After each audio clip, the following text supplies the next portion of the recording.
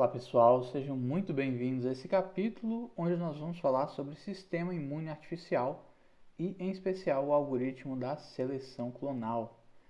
Então, começando a falar sobre esse tipo de algoritmo, na verdade é uma classe de algoritmos inspirados no sistema imune de vertebrados. Então, nesse tipo de algoritmo, nós vamos ter metáforas e analogias com células B, os linfócitos T, as células dendríticas, em alguns algoritmos, com as redes imunes, ou seja, o sistema adaptativo que está presente nos vertebrados, o sistema que consegue aprender e evoluir a sua resposta imune. Bom, 4 algoritmos são mais discutidos nessa classe.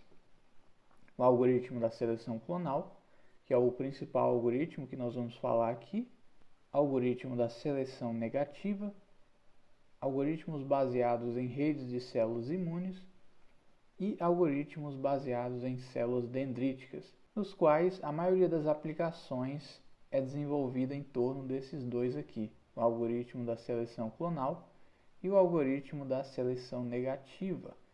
A maioria das aplicações se baseia nesse, e existem poucos materiais sobre esses dois últimos algoritmos aqui.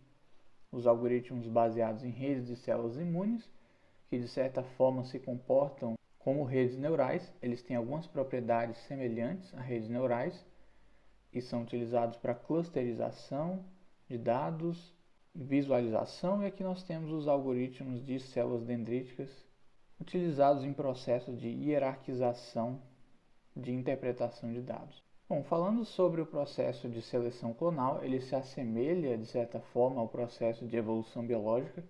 Nós vamos ver que inclusive existem muitas similaridades entre o processo de evolução biológica e o algoritmo genético e o algoritmo da seleção clonal. Então, ele é similar ao processo de evolução darwiniana, que ocorre com populações de indivíduos, e no caso, a seleção clonal ocorre dentro de um indivíduo no próprio sistema circulatório e no corpo. Então, aqui no caso, nós vamos ter a maturação da resposta de anticorpos e receptores de células T a antígenos estranhos, e processos combinados e sucessivos de hipermutação e seleção de anticorpos e suas respectivas células refinam o seu reconhecimento pelo antígeno. As principais finalidades nas quais esse tipo de algoritmo é utilizado são tarefas de classificação, já que o próprio sistema imune classifica os antígenos, detecção de padrões, detecção de anomalias. Inclusive, uma das tarefas do sistema imune é detectar anomalias com respeito a antígenos que ele não tolera e não reconhece, e segurança da informação. Então, uma das principais aplicações desse tipo de algoritmo é na detecção. Uma outra aplicação que nós podemos citar, e que também é compartilhada com algoritmos genéticos e outros tipos de algoritmos de otimização, é a otimização de funções matemáticas. Bom, aqui nós temos uma representação desse processo da resposta imune. Aqui nós temos vários linfócitos B. Então, o que acontece? Quando um antígeno, quando um corpo, uma partícula estranha entra no organismo, a medula óssea começa a produzir vários linfócitos B. Cada um desses linfócitos B produz um anticorpo diferente. Eles secretam esse anticorpo na sua membrana, eles apresentam esse anticorpo na sua membrana, e os antígenos vão ter capacidade de ligações diferentes com cada um desses anticorpos. Então vamos supor que no caso desse roxo aqui, desse violeta, a afinidade com o antígeno é maior. Então, nesse caso nós temos a afinidade antígeno-anticorpo. O que vai acontecer é que aquela célula vai ser estimulada a se proliferar e gerar a resposta imune. Então, aqui nós temos as células de memória, são as células que vão reter a resposta imune. Quando ela tiver contato com o antígeno novamente, ela vai se diferenciar em outras células de memória e nos plasmócitos. Os plasmócitos são as células que têm a capacidade de secretar anticorpos. Então, ela vai produzir um grande número dos anticorpos que ela tem na sua superfície, dos anticorpos que ela produziu, para neutralizar esse antígeno estranho que ela acabou de encontrar pela segunda vez. Quanto mais afinidade um anticorpo tiver com o antígeno, mais a célula que produz esse anticorpo vai ser estimulada a se proliferar. Então aqui nós temos um exemplo de 5 anticorpos, um anticorpo verde, um anticorpo amarelo, um violeta, um vinho e um rosa.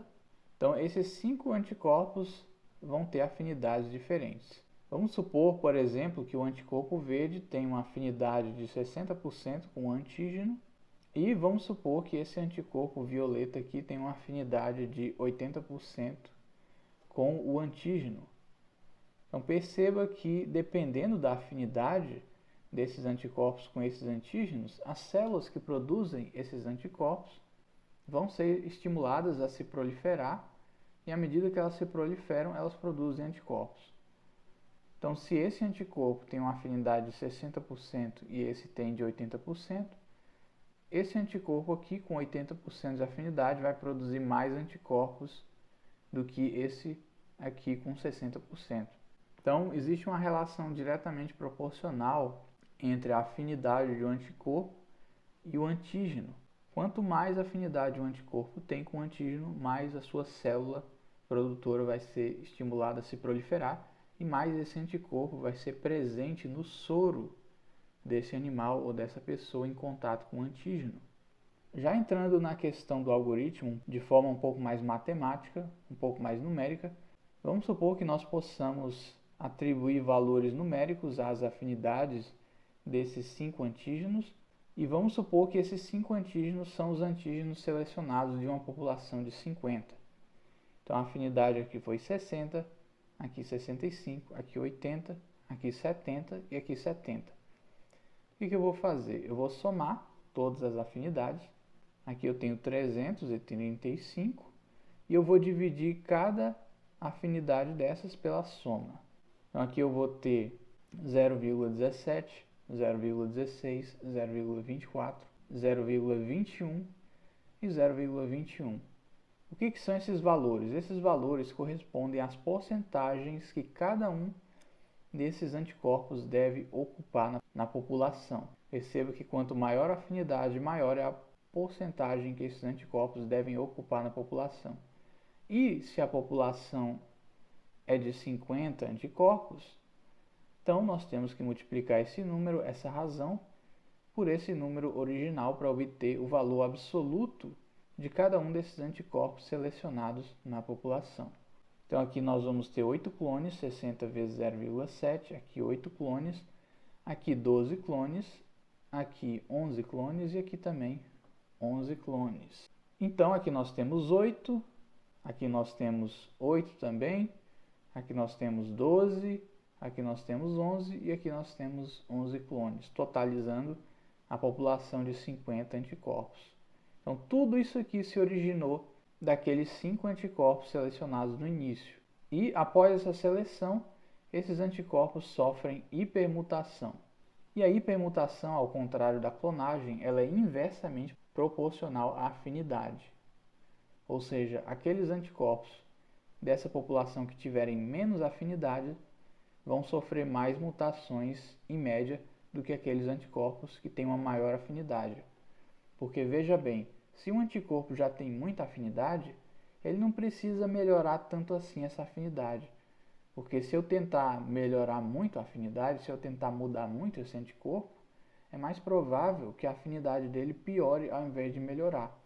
Em contrapartida, nesses anticorpos que têm uma afinidade menor, se eu fizer várias mutações ou mais mutações do que nesses anticorpos com alta afinidade, ele não tem muito a perder, ele não tem tanto a perder assim, já que a afinidade dele é ruim mesmo, e essa mutação maior, essa taxa de mutação maior, provavelmente vai fazer com que esses anticorpos tenham uma afinidade melhor. Então aqui nos verdes, que tem uma afinidade menor, nós podemos observar uma taxa de mutação maior. Aqui ficou um verde mais claro, um verde mais escuro. Aqui também para sinalizar que mudou. Aqui nos amarelos nós vemos essa mudança aqui um amarelo mais claro, aqui um pouco mais escuro. Aqui nesse violeta nós só vemos um anticorpo mutado. Aqui no vermelho vinho também um anticorpo mutado. E aqui no rosa nós também só vemos um anticorpo mutado com essa tonalidade diferente. E dessa população nós vamos escolher, por exemplo, 5 anticorpos. Então vamos supor que os anticorpos mutados selecionados aqui, aqueles que têm a maior afinidade, sejam esse aqui, 3 dos violetas, né, 1 dos laranjas e 1 vermelho vinho. E aí nós fazemos esse processo novamente. Nós selecionamos novamente, fazemos a clonagem, a hipermutação e esse processo se repete. Então a estrutura geral desse algoritmo pode ser resumida da seguinte forma. Primeiro nós temos a geração da população de anticorpos, nós temos a seleção dos anticorpos com mais afinidade, e nós temos que definir a população inicial, nós temos que definir também o elitismo, ou seja, quantos anticorpos eu vou selecionar. Aqui nós temos a clonagem dos anticorpos mais promissores, e essa clonagem, lembrando, ela deve ser diretamente proporcional à afinidade dos anticorpos. E nós vamos ter a hipermutação dos anticorpos de acordo com a afinidade. Então, quanto mais afinidade um anticorpo tiver, menos mutação ele vai sofrer. E quanto menos afinidade um anticorpo tiver, mais mutação ele vai sofrer. E aí, depois desse processo, nós voltamos para cá, para a seleção dos anticorpos. Então, nós vamos utilizar a função de fitness ou a função de avaliação. Vamos selecionar os anticorpos, clonar e permutar até que uma condição de parada seja satisfeita. Bom, essa foi a descrição geral, então, do processo envolvido na maturação da resposta de anticorpos no sistema imune dos vertebrados e um pouco do algoritmo de seleção clonal. Vejo vocês, então, na próxima aula.